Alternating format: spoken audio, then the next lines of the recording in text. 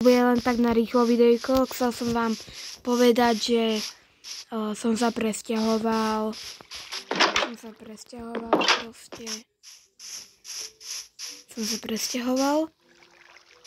A toto som urobil ako domček pre Snifra.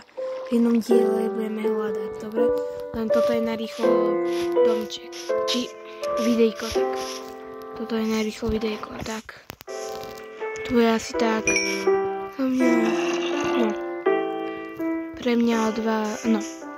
Pre vás odo mňa všetko. A tak, videli ste, ako sa tam premenil zombík na utopenca? Ježinko, tak dobre, tak čaute.